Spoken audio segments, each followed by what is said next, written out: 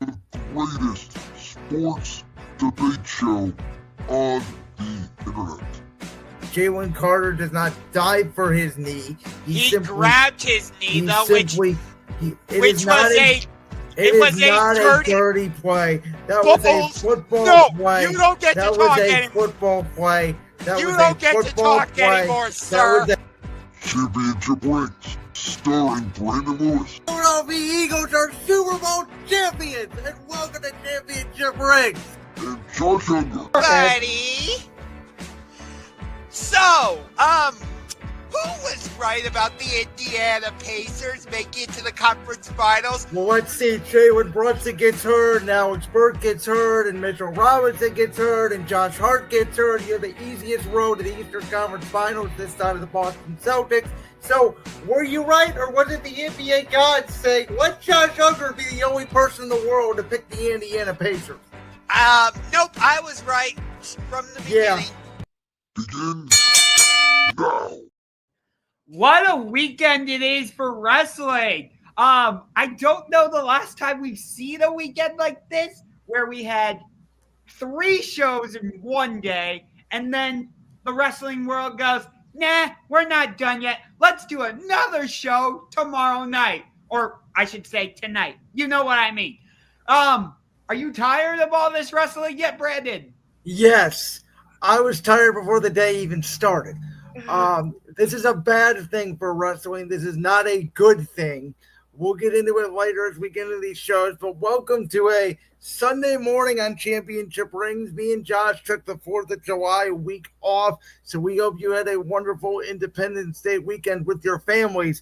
But Josh, we wanted to do this show today because after what happened yesterday and what may or may not happen tonight, and we still got wrestling tomorrow and Tuesday and Wednesday, and right now currently there's not a day off in the wrestling world till Thursday unless you watch TNA, which at that point there's not another off day in wrestling till next Sunday. Yay! Let me get this out of the way. For those of you that are complaining that All In was too long, what the hell? You know Tony Khan likes to make his pay-per-views like 5 or 6 hours long, and most of the matches freaking rocked. Oh my god, like, I have to say, All In was the longest pay-per-view of my life, but same here. Like, people are gonna make the comparison. Oh, this was like WrestleMania 33, or it was like WrestleMania 35. You know what? I liked WrestleMania 35. Did all the matches hit? No. But, for example, I really enjoyed Randy Orton versus AJ Styles. That was my personal favorite match from that WrestleMania. I really liked Drew McIntyre versus Roman Reigns. Bryan Danielson, or at the time, Daniel Bryan versus Kofi Kingston was a great match. So, yes, you can have these long pay-per-views, and yet you still get great matches. There is not a problem. And Brandon, you were saying, oh, if they don't get 40,000, it's good, but not great. We got 30,000, my friend. Yeah, so, those were inflated numbers. I don't give a shit. Go look it up on Wrestle Tickets. It was about 23,000. Now, WWE does the same thing. So listen. I don't give a shit if it was inflated. I don't give a shit. I'm just telling you the raw numbers. 30,000 was not accurate. So let's put context into perspective here. Listen, I disagree with you. I don't care. The main event was great. I did go back and watch it. Hangman and Jon Moxley was phenomenal. But no sane person in their right mind can sit and watch 8 hours of professional wrestling in one fucking day. Okay? I'm just talking about All In on its own. I'm not talking about NXT. AEW's counter-programming, the WWE counter-programming them was, let's make this the longest fucking wrestling show in the history of fucking wrestling. And yet, there are so many matches and like moments from the show that make it an all-timer for AEW. It really is. Like, that Young Bucks versus Swerve and Ospreay match, My God. Oh, you mean the one where there was a million super kicks and boom, boom, boom, and everybody kicked out of everything because we need our spots in? That one. Oh, stop it. Stop. Thank you. I fully agree with Robert. It totally stole the show. Yes. Did they kick out of finishers? Yes. Do I care? No. Because, there were so many spots where I fully took the hook and thought, okay, that's it. And then there was a kick out. I'm like, what? What? That's the problem, though, for me, is when you spam finishers over and over again, and you got to do it 2 or 3 times, the finisher loses its legitimacy, right? It's supposed to be a finisher. You finish the match with that move. 1, 2, maybe max. But the problem is when every match goes 20 plus minutes, everybody's got to kick out of their finisher at least once. It's not a real finisher. It depends on how you do the kickouts, though. The way they were using the kickouts of the finishers in this tag team match was just, I loved it.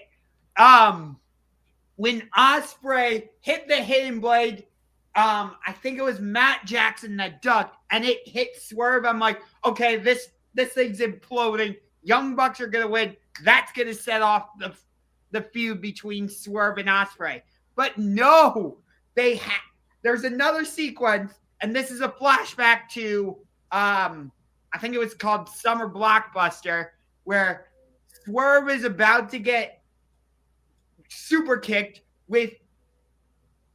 by the Young Bucks, who are wearing thumbtack shoes, and Ospreay comes in and takes the kick. So what did they do at All In? Is that the one where they did like the shooting firework or whatever? No, that was at You're thinking of Anarchy in the Arena from Double or Nothing a couple years ago. Which AEW, I'm sorry, but if you don't expect AEW to do violent and extreme matches, what are you watching? That's what they are. That is their brand. That is what AEW is. And that's why it leans more into the sports aspect of things. And that's why I like it over WWE, because WWE oftentimes, not all the time, but oftentimes, WWE relies more on the entertainment side of things. And I get it because they're called World Wrestling Entertainment. Whereas from AEW, I get that sports feel. There is a place for both. And listen, I thought the main event of All In was actually fantastic. I loved everything about Hangman versus Jon Moxley. My problem is every other match on the card was basically just like it. And that's my issue. You can't be wild with, oh my God, this is the greatest match of all time, or oh my God, there's so much blood. Like, listen, I understand it. And what does it say? Interesting coincidence. Hangman wins the world title with CM Punk to the Saudi Blood Money show. Yeah, I'm sorry, but Hangman never should have lost the world championship to CM Punk in the first place. Never. Well, actually, he should have, because CM Punk was the biggest star in the company, and AEW was on the rise at that time. That was bad decision by Tony Jon Moxley had to go into business for himself because CM Punk, unfortunately, is injury prone throughout his career. And that, as said, this old revolving door around WWE and AEW that might have just came full circle, ironically, last night. But in terms of All In, I thought it was fantastic. I did not think MJF was going to win the Casino Gauntlet. I actually thought it was going to be Ricochet, but I'm totally fine with MJF winning.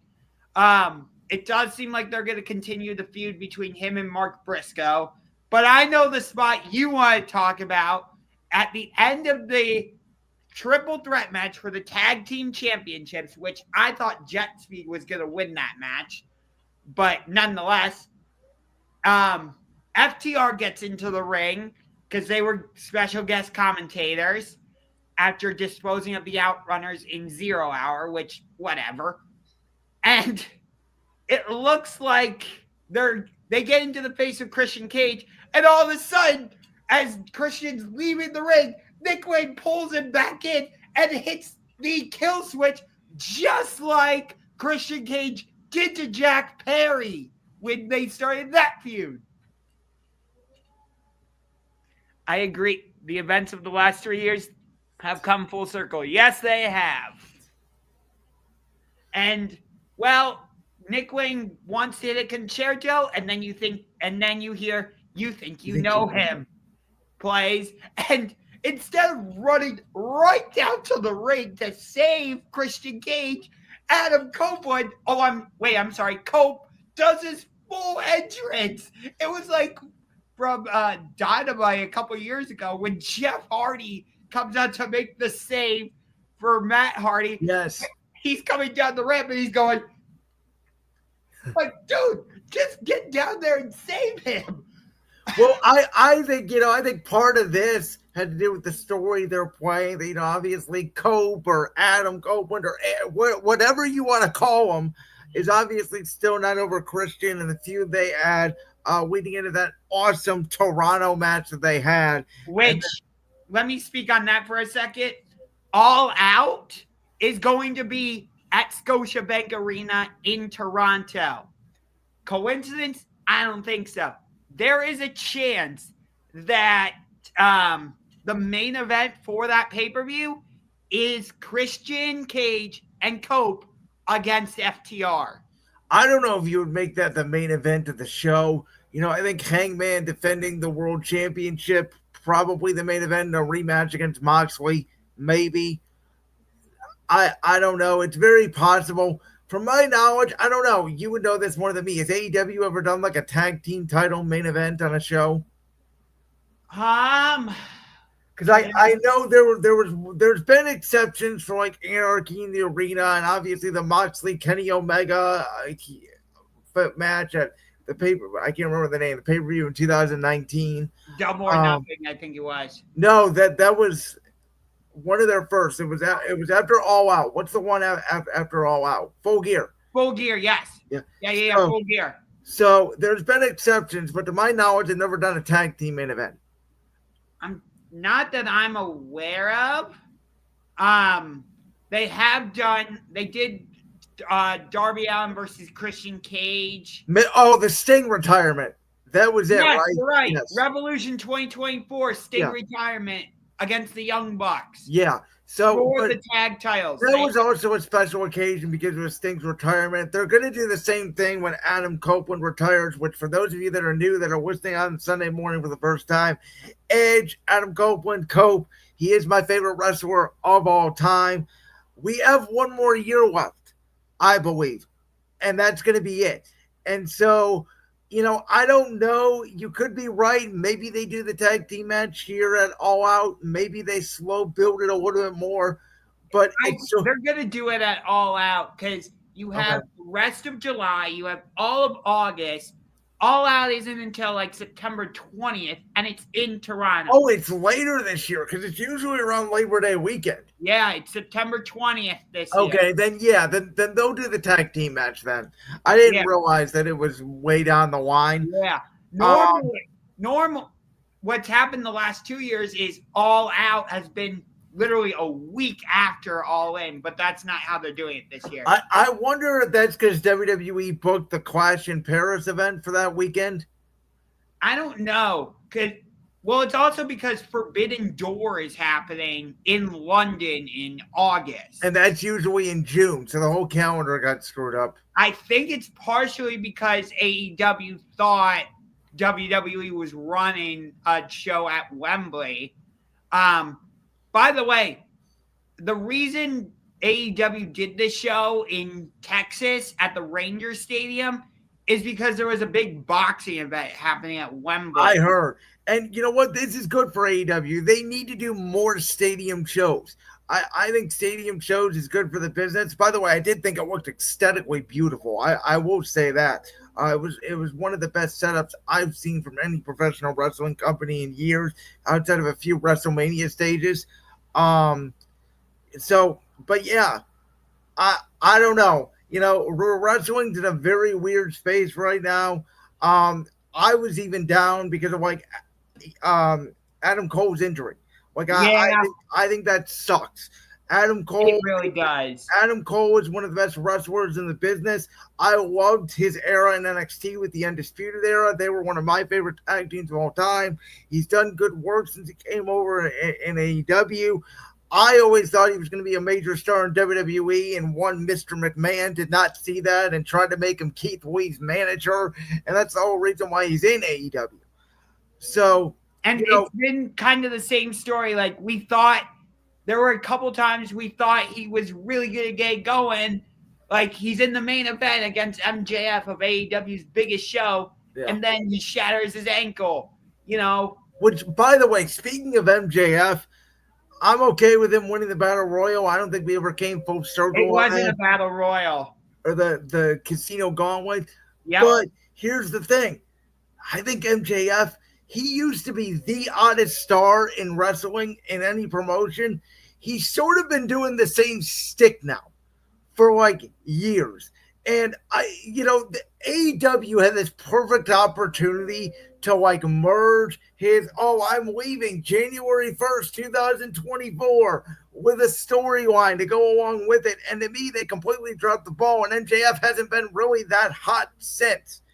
I'm actually loving this story with him and the Hurt Syndicate, because everybody thought, okay, it'll last a couple weeks and then Bobby Lashley and Shelton Benjamin will beat him up and they'll kick him out. But no, this is AEW's MO. Like, let's take our time. Let's let the story build. That's always been AEW's MO. Besides, of course, the MJF Adam Cole storyline, which was a complete disaster, in my opinion, because they switch baited it like twice. Well, you mean leading up to World's End? Part of that, though, was because Adam Cole got hurt, too. Yes.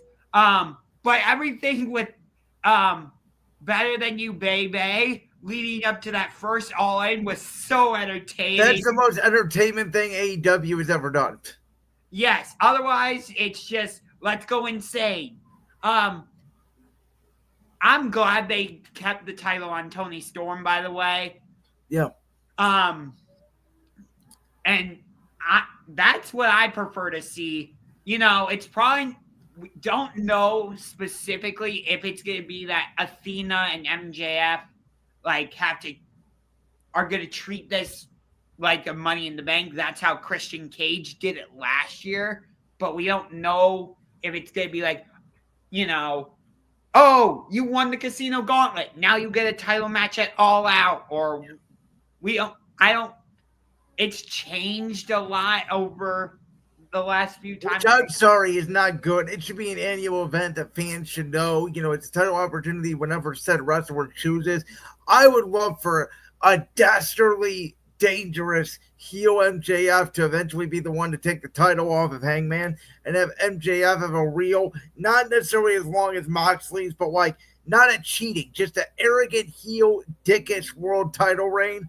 Because I think MJF needs to belong at the top of the card. I think he may be the best promo in professional wrestling today. I think the man's a star.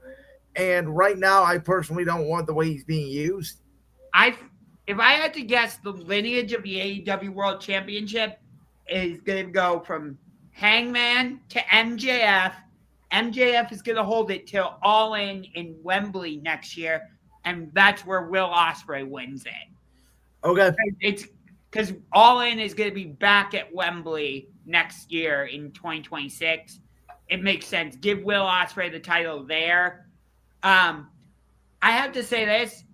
MJF was a great world champion, but my favorite AEW world champion to this point is Kenny Omega. Because when he was champion, he just acted like such a moron, but in the best way possible. His character work was fantastic.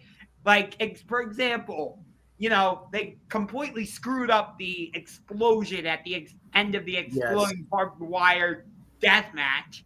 And yet they turned it into, Kenny Omega wired the bomb wrong. And it was like, okay. I was like, you know what? That works for Kenny Omega's character. But you knew he was gonna have great matches in the ring, even though he was acting like a total goofball. So for me, that's why he's my favorite AEW World Champion. I'd put Swerve and MJF up there. I thought Hangman's first title reign got ended too short, thanks to CM Punk. So it's not fair for me to put him in there. I'd probably go Omega, Swerve, MJF as my top three. So this was, in my opinion, the most successful, the most talked about, the most momentum AEW has had since All Out 2022, since Brawl Out. Let's see how they follow up with this, because that will be the big test. There's all these, talk on the internet right now about, and you have said some of this about AEW is gaining momentum, WWE is losing momentum, which I think coming out of this weekend is the general sentiment. But let's see again how AEW follows this up, because they have not done a good job of following up good momentum in the past. I will be at Dynamite on August 6th at Wolstein Center representing this podcast. So we will see. That is on the road to All Out. It's really funny. The last few times I've gone to Dynamite here in Cleveland, it's been on the road to All Out, except for last year when they did Fright Night here in Cleveland because it was the night before Halloween. And that's when we got Orange Cassidy versus Jon Moxley confirmed for Full Gear. But in terms of that main event, I like that they didn't have the Ops come out. But they're going to do – I love that they had Darby come back and Bryan Danielson. But, of course, the big moment, Swerve coming out with the chain. If you know anything about their rivalry, you know how brutal it was. Three of the greatest matches in AEW history, without a doubt. So for them to show that respect for each other and have Hangman hang Moxley with that chain. And Moxley sold it like death. Yes, which, by the way, that's how Hangman won their first Texas Death Match back at Revolution 2023, was by hanging Moxley in that same way. So I did like that, but there were some spots in this match that I was just like, why? Jay White should return. Yes, I would totally do that. When Juice Robinson came out during the Casino Gauntlet, I'm like, okay, this has got to mean Jay White is coming back.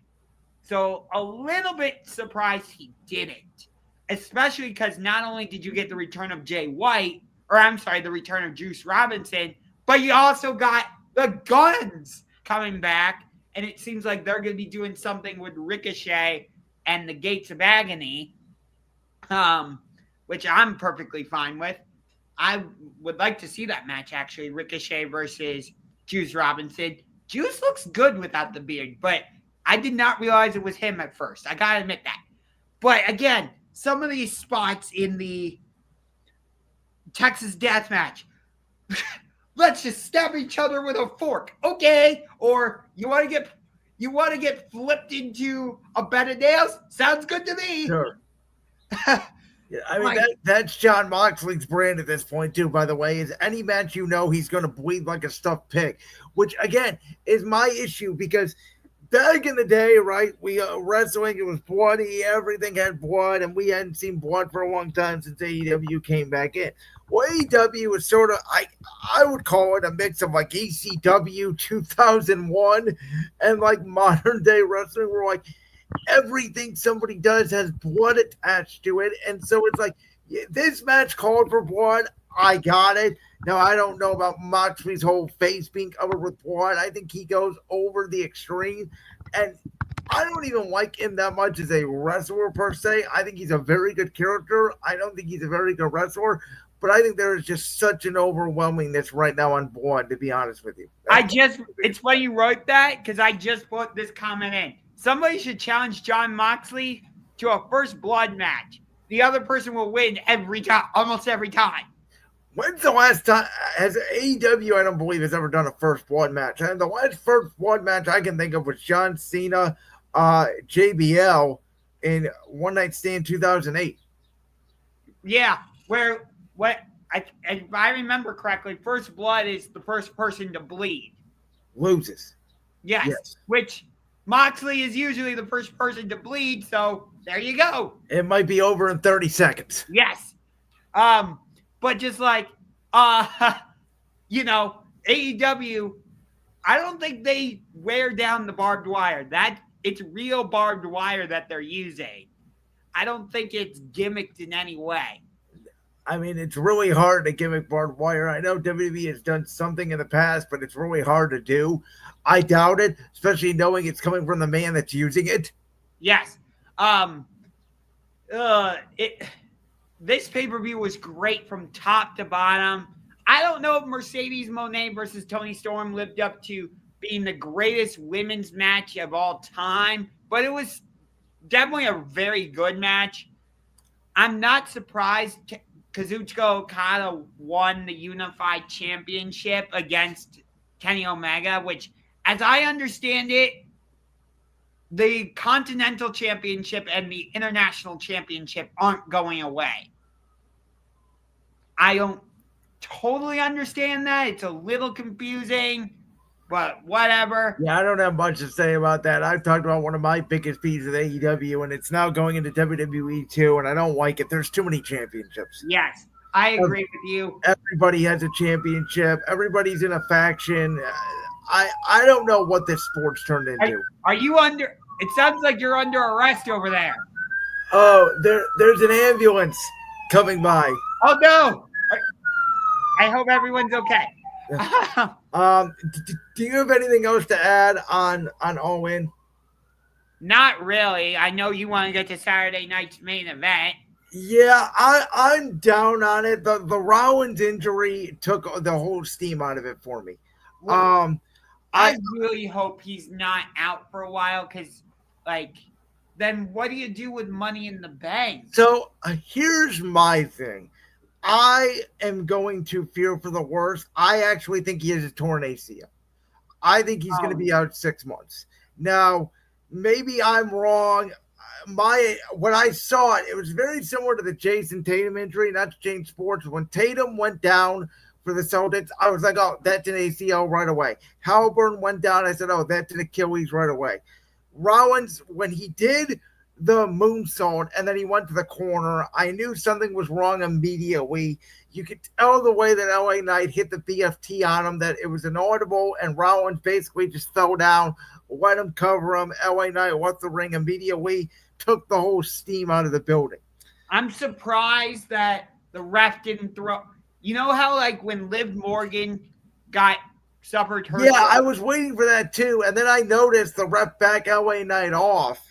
And I was okay, something's going on here. Because you could tell LA Knight didn't know what to do. He was trying to stall for time. Right. Because, usually with a serious injury like that, the ref will throw up an X and call off the match. Right? Yeah. Or am I wrong? No, you're completely right. That's protocol. In my opinion, the referee actually missed protocol. And they brought the doctor out, which they sometimes do if it's a work, but you can tell the doctor came over so late. He was like, what the hell is going on here? Yeah. He sort of got up on his own. But to answer your question, I was thinking about this. So there was only really one other time that a Money in the Bank person got injured, and nobody knew he was injured. It was when Mr. Kennedy got hurt, and they wanted to move the briefcase off him, so they let Edge spear him, win the championship, and then obviously he took the championship from The Undertaker. There's a lot of thought out there from the fans that I'm reading of okay, you just give Braun Breaker the briefcase. I have a different solution. I think if Seth Rollins is going to be out for 6 months, I'm going to go worst case scenario. If he's out for a while, I think number one, you immediately put the World Tag Team titles on Breaker and Reed. You let them run this division. You keep the faction together with Paul Heyman. You let them get under their ropes. You have them be this dominant heel faction on Raw. Eventually, Punk will win the world championship from Gunther, whether it's at SummerSlam or some event down the line. CM Punk will go to the Royal Rumble without an opponent, let's say. If something happens, I don't know. Punk decides the world champion, he's going to enter in the Royal Rumble to pick his opponent at WrestleMania. And all of a sudden, when there's only two people left in the ring, whoever that would be, Seth Rollins would grab his Money in the Bank briefcase, make his return, cash in the Money in the Bank briefcase, throw CM Punk over the top rope, and win the world championship. And then you get back to Rollins and Punk for the world title at WrestleMania 42. I don't know if they'll do all that. I understand what you're saying, though, but it seemed like they were going in the direction of doing something with Punk and Rollins at SummerSlam, though I know Punk and Gunther have had some running. I thought it was going to be Rollins and Reigns, and then Punk and Gunther, and Rollins can still cash in the Money in the Bank briefcase. Okay, but they're obviously going to have to pivot now, depending on the severity, as you talked about. Well, even with that, there is no way he wrestles at SummerSlam. It's only 3 weeks away. I don't see it. I don't know. Like, there was all the rumors going into the week that Roman was going to return at Saturday Night's Main Event. Was he backstage, and did they call that off? Like, we don't know. I feel like, it's kind of like what happened with Evolution, which we'll get to that in a minute, with Liv Morgan's injury, where it seemed like once her injury happened, the whole show was kind of thrown off. It kind of feels like the same thing could happen with SummerSlam, where the show is almost centered around Seth Rollins in a way, and now everything's just going to, I don't want to say spin out of control, but do you kind of get where I'm going? Think about Raw top heel in both the men's and women's division got hurt. Yeah. And I like how WWE has pivoted with Liv Morgan's injury into everything with Roxanne Perez and Raquel Rodriguez in the Judgment Day. But, Kevin Owens is out with an injury right now. Seth Rollins is probably out with an injury. Liv Morgan is out with an injury, and we mentioned Adam Cole for AEW. Like, 2025 is maybe the weirdest year in wrestling ever. It all started when Jey Uso won the Royal Rumble, and then Cena turned heel, and it seems like WWE hasn't recovered since. Yeah, like it's a very strange year where it's like some things are working really well, and some things are not working at all. Yeah, I did like how they had Jacob Fatu return, but it was after Jimmy Uso had been beaten up, which is. Like, I thought it was strange he delivered the spike and then Fatu came out. Again, I thought the timing was on that. Yeah. I thought Jimmy and Soul had a better match than I expected, I'll be honest with you. But there was no point where I thought, okay, Solo's going to lose the U.S. title. Like, no. There was no jeopardy to it. And it was the same way with Gunther and Goldberg. I'm like, there's no way. That match was awful. I don't care what anybody says. That was the worst match in wrestling I've seen since Goldberg faced The Undertaker in 2019 in Saudi. Goldberg cannot move. I get it. It was his retirement. He wanted to do it in Atlanta. He wanted to put Gunther over. But the whole main event was thrown off. I don't know if they needed to stall for time because Rollins and LA Knight was supposed to go longer. But why do they send that old man out there with a knee injury who can't move to wrestle 15 minutes, and then they cut to commercial at 9:56? They come back for 30 seconds when Goldberg's giving his farewell speech basically off the air. It was, I will say it, it was a early AEWS sloppy shop production. It was terrible. I hated every second of it. It completely ruined the event for me because I thought the first hour between the Randy McIntyre match and Solo and Jimmy was absolutely hitting. Wait, I want to get more into Randy Drew McIntyre. Okay, go on. Okay. Well, first of all, how do you feel about them doing this tag team match at SummerSlam? You know what? I know you're probably going to hate it. I actually like it. No, this is going to surprise you. I don't hate it. I don't. I do think it would be different if Randy Orton was not Joey Roll's partner and Drew McIntyre was not Logan Paul's partner, meaning if they just did this as a mid-card feud. I think the fact that you have two guys in Randy Orton and Drew McIntyre, who, let's face it, right now are not in the world title picture, because as I talked about even dating back to last year, in WWE right now, the way Triple H books things, he has a vision of like years ahead.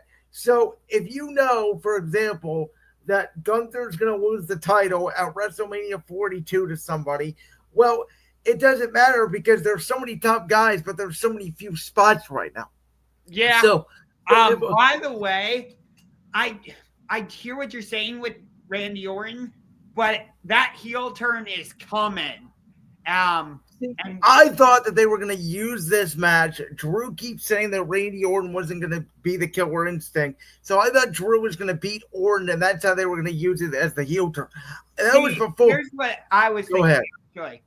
I thought Randy would win here, and then I thought they would do another singles match at SummerSlam where Drew wins, and that's what somehow leads to Randy's heel turn.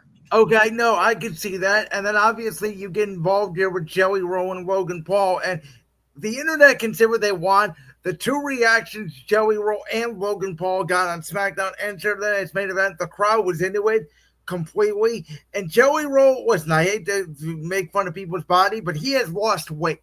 Like, he is clearly training for this match. And Logan is one of the biggest heels in WWE. Like him or hate him, most wrestling fans hate him because they don't think he's really a wrestler. For him to say that they don't need a country wonder, I don't claim him. Exactly. And so for him to say that, you know, they don't need a country music singer, they need a real wrestler, and get the heel from that, I thought was really good. I did like the line when, I think it was on SmackDown, where he's like, we don't need outsiders. Yes. That's the one I was talking about. Yes. Which I thought was excellent. Randy just comes out all pissed like outsiders. Yes, and that's what sold me on this feud. That promo, as well as Logan Paul basically telling Joey Roll that he may not have tattoos of his kids on his face, but at least he has custody of his kids. Like, I thought they got really personal really quickly. You have Randy and Drew McIntyre being just a menace, and after Claymoring Joey Roll, telling him that if you mess with Drew McIntyre, this is what you get. Don't you dare mess with Drew McIntyre. Absolutely loved it. Sold the hell out of this match within 2 days, and I think it's going to be one of the highlights of SummerSlam weekend. But what I'm saying, though, like, I'm fine with Randy winning here, but then at SummerSlam, you do it as a singles match without the Logan Paul and Jelly Roll. And that's where Drew wins to set up Randy's heel turn. Am I okay with it being a tag team match with Jelly Roll and Logan Paul? Sure. I think it'll be good. I would have preferred just it as just a singles match. That's just me. I think Joey Roll's gonna go over. I think he's gonna get the pin. By the way, I never thought of the tag team name. RK Roll kind of does roll off the tongue. Yeah. Would it be? I think Joey Roll probably pins Logan Paul. Probably the way they're going with this. That it would be funny. You know, we've had like Bad Bunny did great in his tag team match at WrestleMania 37 with Damian Priest against Miz and Morrison. When Logan Paul came in, what about the match Bad Bunny had at Backlash against Priest, that Extreme Rules? That was one of the best celebrity matches, I think, in WWE history. Yeah, but I'm specifically talking about like when these celebrities come in and they're part of the tag team. But you're 100% right. Like I said, when Bad Bunny did the tag team match with Damian Priest against Miz and Morrison, he put on a fantastic performance. As much as I hate him, Logan Paul did a great job in his tag team match with The Miz. against the Mysterios at WrestleMania 38 or whatever it was. So Jelly Roll, the bar is kind of set high for you in this tag team match. I have to say that. Yeah, I don't know if you know this or not, and this may go back to my more caring about entertainment than actual wrestling. I don't know if you know, one of my top 5 favorite matches of all time, and I'm not even joking, is Johnny Knoxville versus Sami Zayn at WrestleMania 38. I'm not surprised. And that was a very entertaining match. Even though it didn't appeal to me, but I still loved it, if that makes sense. I guess one of my favorite memories of that match is because my brother's not a huge wrestling fan, but he watches like WrestleMania, SummerSlam, very casual, big fan of Jackass. He never laughed so hard in his whole life than watching that match. Yes. When Wee Man hit Sami Zayn, it was very funny. All right, let's get to Evolution tonight. Now, I know I'm supposed to be the WWE guy here. I am representing this show at SmackDown on July 25th in a couple weeks. As Josh said, he will be at Dynamite on August 6th. Is that right? Yeah, that's the date. Yeah, August that's 6th. correct. You know this. I have been very critical of Evolution 2. It's not that I don't think an all-women's pay-per-view could sell. I think they're doing the woman wrong. I think it was wrong to do it tonight. I think it was wrong to do it this weekend.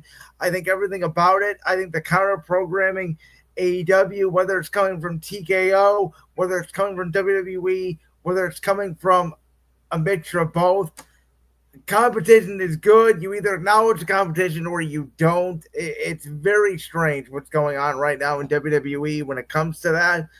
And they're also, but it's not just going against AEW. They just so happen to be going against a Beyonce concert. Oh, really? I didn't know that. Is it in Atlanta as well? I believe the concert's happening right across the street. And not only that, but let's face it, TKO price fans out of this show.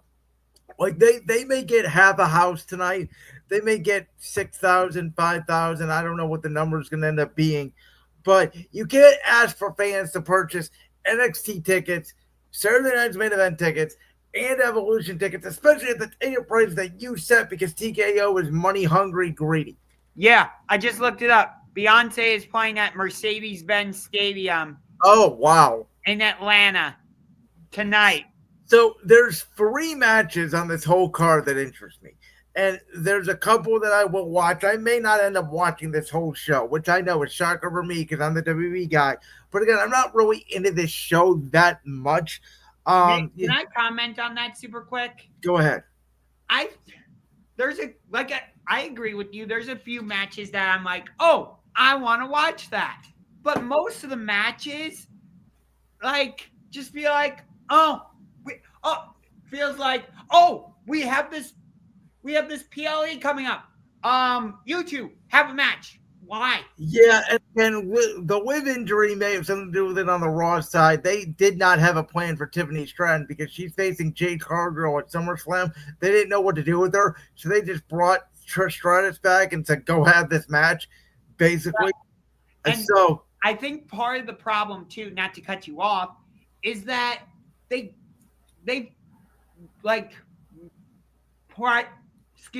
pressed fast forward on the build to this show. Like, you know, Tiffany Stratton and Trish Stratus had a promo battle on Friday, and guess what? The match is already happening. Well, here's the other thing. This show should have been last week as a standalone show if they were going to do it.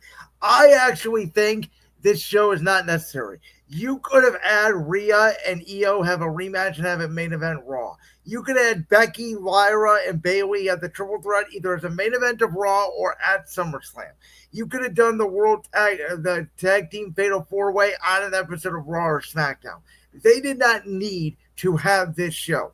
I agree with you. Although the match I'm most interested in is that triple threat match for the Intercontinental. I agree. And I even think it should main event the show, though I understand Rhea Ripley's star power. She's the biggest star on this card. You give her the main event. Her and Io are going to have an interesting match, which I actually think is 50-50 on the result of it. I don't know who's winning that match even right now. Yeah. So but go ahead. I'll let you finish. there's a little intrigue there, but I agree. This is the most hyped match on the card. This will be probably the best match on the card. That match, the Jade Naomi no holds barred match, which I'm only interested now because Bianca Belair is the special guest referee, and then the tag team title match are the only three matches I really care about on this card. You know, like I said, it's really interesting because with Raw, the Women's Intercontinental Championship is doing fantastic. Everything with Becky and Lyra has elevated that championship, and it's elevated Lyra, and then inserting Bayley has been great. Yes. Whereas on SmackDown, the Women's United States Championship, it has been, I hate to say it, but it's been terrible. So they made two. Well, the biggest mistake they made with the Women's U.S. Championship is not giving Chelsea Green and the Hervits a very long title reign. She should still be champion right now because she was getting that title over. And she never really had like a proper feud at all. And so I think one of the solutions that they can do is once Jade beats Tiffy for the world title and Naomi cashes in on Jade because we all know it's coming. To me, you put Tiffy in and you get her the United States Championship and let Tiffy time get over in the mid card because I know a lot of people are like her title reign isn't that great. Yeah. Tiffy time is over. She gets loud reactions in the arena. You can put her in the mid card and let her run with the title. I think she would be better. I still think she's better as a heel than as a baby face. That's just me. See, that's what a lot of people say, and I disagree because even as a heel, when she was with the briefcase, she was getting babyface reactions. Yeah, but I think part of the problem with her title reign is it's just been Nia Jax, Nia Jax, Nia Jax. Well, the other issue is WWE does not have a lot of heel women on SmackDown. The women's roster is very imbalanced for whatever reason. Yes, but here's, like I was saying, like you got the Women's Intercontinental Championship. Fantastic. I'm loving it. The Women's United States Championship. Double thumbs down. And it's not even on the card. Right. Julia's in the Battle Royal. Oh, she is? Okay, that I didn't even know. Yeah, I think so. But then the SmackDown Tag Team Division doing really well. You've got all of these teams, Street Profits, DIY, the new team of Los Garza. You got Andrade and Ray Phoenix. You have Axiom and Noah Frazier. You have the Wyatt Six who just took the championships. And so you have all that, and then over on Raw, it's just nothing. Like that's why I said if Rollins is going to be out, you put a bootstrap to Breaker and Reed. You make them the World Tag Team titles right away. But I'm more so just saying it's crazy how, like, over on Raw, the Intercontinental Championship is doing great. U.S. title sucks. And then it's the opposite with the tag team title. Yeah, it's weird. So listen, overall, I think the match with the least predictability on it is Rhea versus Io. Because at first, I thought it was very clear. They were going to have Io retain. She was going to face Asuka at SummerSlam. Now they put Asuka and Kairi Sane back as the Kabuki Warriors in this tag team match. Like, and they keep bringing up the fact that Rhea has never beat Io. I think the fact they keep saying it, I think Rhea's going over tonight. I would say so. That's probably why it's in the main event, is because Rhea's the title's gonna change hands. But then who does she face at SummerSlam? I don't know. That's the problem. Is like you're doing Evolution tonight, and then you only have 3 weeks to build to basically the summer equivalent of WrestleMania. Like, do you throw in Stephanie Valkyrie and make her a heel? No, it's too soon for that. Maybe what you could do is either like a multi-woman match, like a fatal four-way for the title. but how do you get there? Like, I don't know. You have a triple threat match between 3 women, and it all gets disarray, and Rhea gets knocked down, and something happens where there's a no finish because everybody gets knocked out or something. I don't know. It's really confusing. What I would like is have Lyra win the Intercontinental Championship tonight.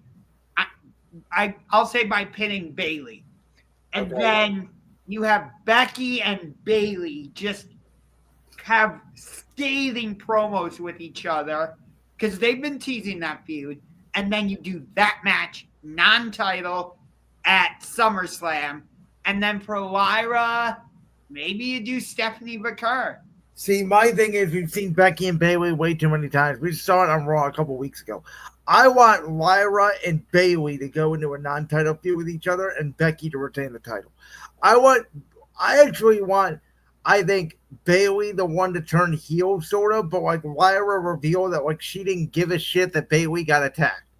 And so you sort of have this tweener Lyra who, over the past few weeks with this feud with Becky Lynch, has gotten over more as a babyface. I think Bayley's better as a heel than a face anyway. And so both girls being tweeners and just pissed off at each other, I think you can make that a SummerSlam match. And see, this is why I think this triple threat match should be the main event for tonight, because there's so many different directions you could go. I could even see a scenario where Bayley walks away with the Intercontinental Championship. Yes. I think that's the least likely scenario, but it's not a possibility I can just easily dismiss. So as much as I think Rhea and Io are going to kill it, this triple threat needs to be the main event because, for me anyway, it has the most unpredictability. I think Rhea and Io, you can make a case for more because I don't know who's winning. There's a level of predictability in a triple threat match that's already built in where sometimes in a one-on-one world title match, it's obvious who's going to win. There's no clear winner here. That's exactly how I feel about the triple threat. Though I lean more towards Becky retaining because I don't know if you want to hopscotch that belt back to Lyra, and I don't see Bayley winning it per se. See, I'm the exact opposite. I think it goes back to Lyra for this, but and that's what I'm saying. Whereas like the no holds barred match is going to be really good. I think, considering their history, it's going to be good. Bianca's going to get involved in some way.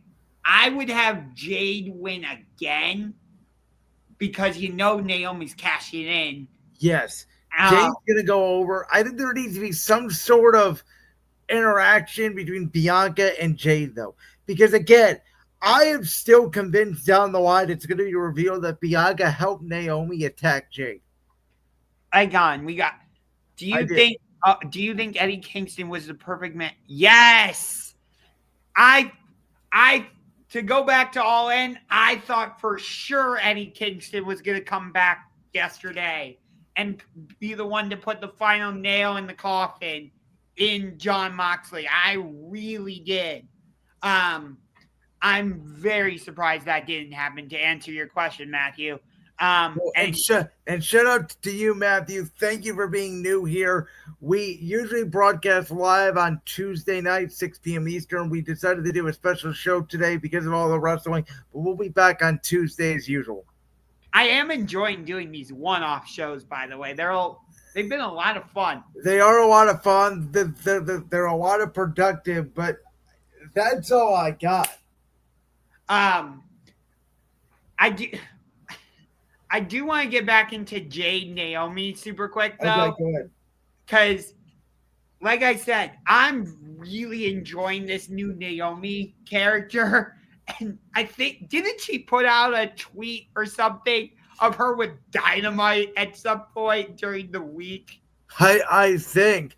By the way, I think the main event of All In was going on when this happened. But when Bianca came out at Saturday night's main event, did you hear the pop she got? I was like, Jesus. No, I didn't. I'll have to go back and watch it. She got a massive pop. I would love to see her turn heel at some point. I think she would be really good as a heel. Which, like, part of my thinking was like, I think she could win the Battle Royal, and that's how you set up Naomi, Jade, and Bianca for the triple threat of Clash of Paris, because Bianca already has her title opportunity, and then Naomi screws Jade. To me, that triple threat that you're talking about, Bianca, Jade, Naomi, I think there's a scenario you could do that. You could wait to do that until WrestleMania next year. I really do. Draw that all the way out? I could see it. It's already been drawn out a year, though, with the attack. Wait, what? If Toni Storm returns to WWE in the future, I don't know, in 2 years or etc., I want this. Future Mania in SoFi, LA, Blake Monroe. Oh. I forgot she was in WWE and had that horrible feud with Charlotte Flair. Toni Storm has been so good in AEW. She may be the most successful person to go from WWE to AEW. At first, I didn't like this character of her being this, like, 1940s, 1950s actress, whatever. But as she's continued to do it, I've actually started to get really behind it. And it's become very enjoyable. Yeah. I understand what you're saying by having her face Blake Monroe. I'm sorry, I know her as Mariah May. I know she chose the name Blake Monroe, but I know her as Mariah May. So for the sake of this, I'm just gonna call her Mariah May. It would be a nice callback. But WWE has a tendency to do that. Like, Ricky Saints came over to WWE from AEW. And what does he immediately do? He feuds with Ethan Page. That's because they were both in AEW. Like, I think WWE has a tendency to do that. I don't particularly like it. I don't know how you feel about it. I don't watch NXT, so I don't really care about NXT that much until they get up to the main roster. So I don't really have an opinion on that. By the way, everything I've heard from legitimate wrestling people is the best match of the weekend took place at the NXT Great American Bash with Ricky Starks. Well, he goes by Ricky Saints now. Ricky Saints, yeah. Yeah, which that was a Falls Count Anywhere match. I have not watched it yet. I only got through. I started watching Great American Bash on the treadmill today. That's why I'm wearing a Minnesota Timberwolves shirt, because I just finished working out prior to this. Like, how much? And again, I go back to this to end today's show. I think that I understand it. There are two companies. Both of them are now completely different. They may be more different to each other now than even when AEW started in 2019. But this is ridiculous. You cannot ask fans. WWE is making it impossible for you to even enjoy their own product, let alone people to enjoy AEW and WWE. Yeah. Fans are going to make their choices. I know there are so many different ways we can consume things now. You can have things on your iPad and 2 TVs or whatever. But wrestling, listen, Gunther wants to say for this great sport, and we all want to say it's an actual sport. But deep down in our hearts, we all know it's not.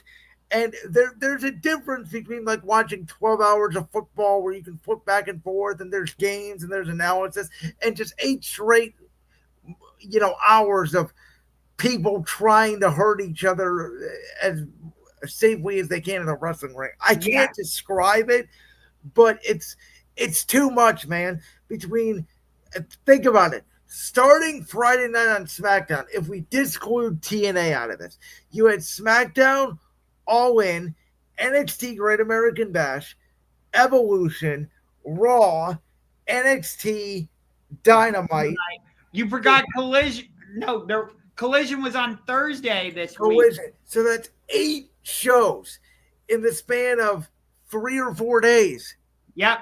I like this comment too by Matthew. If Seth cashes in on WWE title, my dream Royal Rumble winners are Sami Zayn goes to face Seth and Ilya to face Gunther at Mania. What is the best choice? I prefer Sami Zayn. So, Matthew, if you missed it earlier, my thing is I'm actually taking the Seth Rollins thing and its worst case scenario. I don't think he's going to be back in time to cash in the Money in the Bank briefcase. I would keep the contract on him, and I would have him return to the Royal Rumble and have him cash in at some point there and screw a WWE champion of CM Punk out of it. And then you get back to Rollins and Punk at WrestleMania 42, and you can always do Sami Zayn down the line. Because I do agree with you that I think Rollins could face Sami Zayn for WrestleMania 42 if he's healthy for the World Championship. But there is also a scenario that we will get into. I'm not going to get into it today. But I will say there is a scenario down the line at SummerSlam where Seth Rollins does not target the World Champion. He targets the WWE Championship over on SmackDown. By the way, they're doing it. You know how AEW NXT has been doing, like going head to head with AEW? They're doing it again. And I said they're doing it with Heatwave. And from what I have read, it's more of a TKO decision and WWE going along with it and being like, yeah, we'll do that. Because TKO apparently wants to have the last word on the internet. Very strange. Again, I don't know what their obsession is. It's like they're obsessed because they think they're going to draw viewers away from AEW, when in reality, we know based off the television ratings, there are only about 300 to 400,000 viewers that watch both. Yes. And for me personally, I'm going to choose AEW every time over NXT. I'll go back and watch the NXT show later. But if you that's you. I don't watch NXT at all. I haven't watched NXT since like 2020, since the COVID pandemic, really. I just don't. There are so many things on outside of wrestling. If you want to be a full professional wrestling fan, like I know our man C-Boss is now, you can't really enjoy other sports. No, you can't. Because like once the NFL season comes on, guess what? I'm not watching Monday Night Raw. Give me Monday Night Football. Yeah, you got to make your choices. I flip back and forth between Raw and Monday Night Football during the season. Well, here's the problem, though. Go ahead. Now that Monday Night Raw is on Netflix, you can't really do that. Well, you still can. You just got to depending on your TV. Like I have a Roku TV that you can just switch back and forth between the app and the cable. But then I also have a TV with a Roku box where you can just change inputs pretty easily. Okay. And also, the thing about Raw on Netflix now is you don't have to watch Raw live. You can just go back and watch it whenever. That is the benefit to it. Yeah. So, you can watch Raw on Tuesdays. I totally understand that. But like, Collision has been really good on Saturdays, but like that first Saturday when college football is on, you're telling me I can watch either AEW Collision or Alabama at Florida State? I want to watch Alabama, Florida State. Yeah, I'll be honest. I actually forgot Collision was a thing. I really did. Like because ever since Punk left, it sort of turned into Rampage. It kind of has, but Collision has been pretty good for the most part. I've enjoyed it. Wrestling fans, did you enjoy this conversation? I think this may have been our most productive wrestling conversation we've ever had. Yes, it certainly was. Am I going to watch Evolution tonight? Yes. Am I like super excited for it? No. Outside of probably Rhea, Io, the Triple Threat, and Jade Naomi. Those are the only 3 matches I can definitively say I'm truly interested Well, in. again, I'll tune in tonight. I also got to watch the episode 2 of Big Brother is tonight, so I'll be watching that as well. And I think the bottom line here, folks, is wrestling has never been more diverse. It has never been more different, and you got to make your choices no matter what company it's in. And both companies are kind of making it hard for you to enjoy the other, which I guess in the spirit of competition, I'm all for it. I would love to have a wrestling war like we had back in the 90s. I heard it was the best time ever. Before we go, I'm going to drop a big question on you. Okay. So this might not be the best time, but do you think there will ever be a time where we get a huge pay-per-view, WWE versus AEW? No chance, because I think, to be honest with you, I think WWE would be more open to it than AEW would be at this point. I actually think it's the other way. I think the other way? Okay. I think it's AEW would be open to it, but WWE is not. Yeah, I don't know. I mean, you would think the TNA thing would kind of open some doors. I just think there would be too many egos between the two bookers. No one would be able to decide who goes over. Yeah, that's true. But I want to see a Randy Orton versus Kenny Omega match. I want to see Moxley versus Reigns versus Rollins, a triple threat. Why not? Yes, I would. If he was healthy, I want to see Kenny Omega, or I'm sorry, no, Kevin. I want to see Rollins versus Omega. That's the one I want to see. What the match I meant to say was I want to see Kevin Owens versus Hangman Adam Page. I think that would be such a good match. The obvious one would be MJF against The Miz. Not even that. You could run MJF and Punk back. That's true, yeah. I'd want to see Swerve. Who could be a good opponent for Swerve? AJ? Could be. There's so many. Sami Zayn? Maybe, yeah. See, I would love to see it. Or Braun Breaker? No, for Swerve? No, I don't think so. How about for Gunther? Oh, God. Who's a good opponent for Gunther? AEW doesn't really have any big guys like that. I'll throw you one randomly. How about Edge? How about Cope? That's a first-time match we've never seen. Okay. I would have said Claudio, maybe. That's fair, too, yeah. See, that's the thing. Why not? Go on your WWE 2K machines, guys. Start booking it. Wrestling fans would lose. I'm going to say the internet would melt down. The wrestling internet would be destroyed. Excuse my French, but if we ever got a WWE versus AEW event, everybody would lose their fucking minds. I actually think there would be legitimate fights of fans in the stadium. Yes. So we see a football game. I legitimately think it could happen. What stadium would you hold that at? You know what? Wembley. Yeah. I think if you're going to do it, you do it at Wembley, or you would do it at maybe Allegiant Stadium in Vegas. Both companies now have ties to Vegas. AEW obviously is a big market there. WWE is trying to get a big market there. Plus, that's where UFC holds their big fights. It sounds like WWE is going to move their headquarters there. Did you hear that rumor too? No, but it's not surprising because the TKO wants to make a headquarters WWE and UFC basically in Las Vegas together. That doesn't surprise me. My guess is once UFC is done with ESPN, they'll probably move their stuff over to Netflix. It would not surprise me. No, it wouldn't surprise me either. It's not going to surprise me if WWE goes back to the pay-per-view model, which I will rant on forever. Well, you will not hear the end of me if WWE makes people pay $60 for their POEs again. You will not hear the end of it from me. Wait, how would they do that? Like, are you saying go back to cable? Or what do you mean? They would do what UFC is doing right now with their ESPN Plus model, where you have to subscribe to the streaming service and then pay the extra 60 or whatever it is for the pay-per-view.